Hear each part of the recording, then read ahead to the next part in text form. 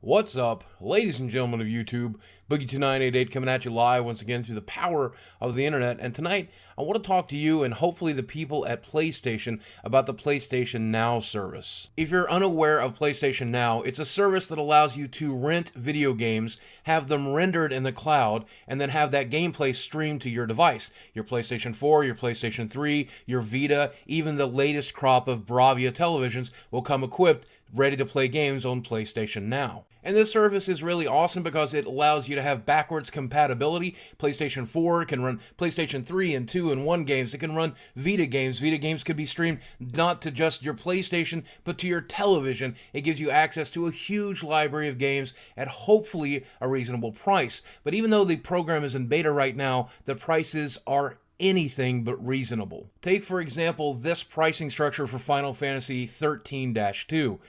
To rent it for 4 hours will cost you $5. 7 days is going to run you $8. 30 days will run you $15, and to rent it for 90 days will run you $30. This pricing structure is not at all appealing to the consumer, specifically when you consider the price of older games. You can purchase the digital download directly from Sony for your PlayStation 3 for only $19, and you can get a physical copy of the game from Amazon for about $18, including shipping with Prime. So it should be obvious to whoever set pricing for this system that they could not be more wrong. The most absurd option, of course, is 4 hours for $5.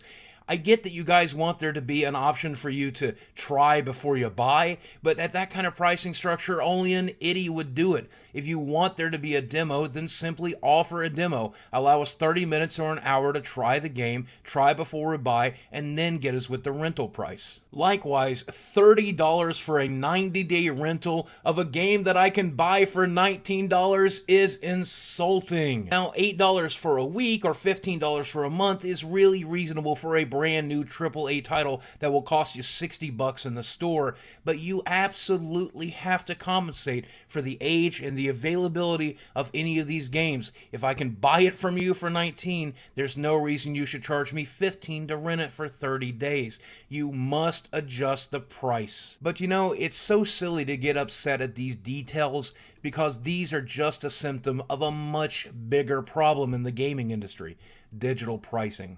In the United States, quite often, the digital price could be more expensive than the physical media. Outside of the country, it's almost always that way. It's absolutely guaranteed that anytime a developer has set their digital pricing for a game, it is far and beyond what the physical media is actually selling for. And publishers and developers, it shouldn't take a genius to tell that if we consumers are going to give up the very important right of being able to trade and sell our games, we're going to demand a discount in exchange. PlayStation Now at its core is an awesome service, but this pricing structure kills it before it even gets on its feet.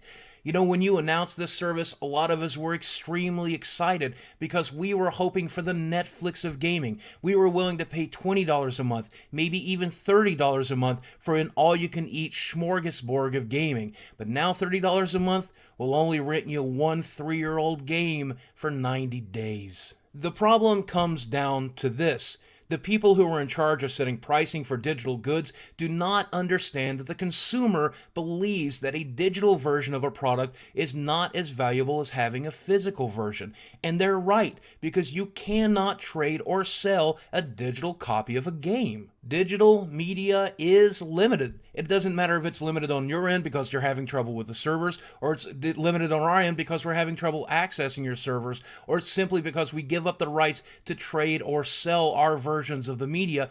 Ultimately, the value is lessened as long as physical media still exists. The good news is this: PlayStation Now is still in beta. There is plenty of time to reflect upon the things that the consumer are providing us feedback and change the service for the better. Whether it's simply making the pricing structure much more fair, altering it to some sort of Netflix smorgasbord, or doing something that will actually meet the consumer's needs, it can become the game changer everyone at PlayStation, everyone at Sony, and every one of us consumers want it to be. But before that can happen, the suits at Xbox, the suits at PlayStation have to get it through their thick skulls. that digital media is not as valuable in the consumer's eyes, and digital pricing has to reflect that. So once again, I'm asking to help me trend hashtag discount digital on Twitter. Let's get it out there. Let's tweet it to all of the Xbox rep and all of the PlayStation reps. Let them remember that we need them to revolutionize and overhaul digital pricing, specifically when it comes to PlayStation Now, but also all across the board. This shit has to change.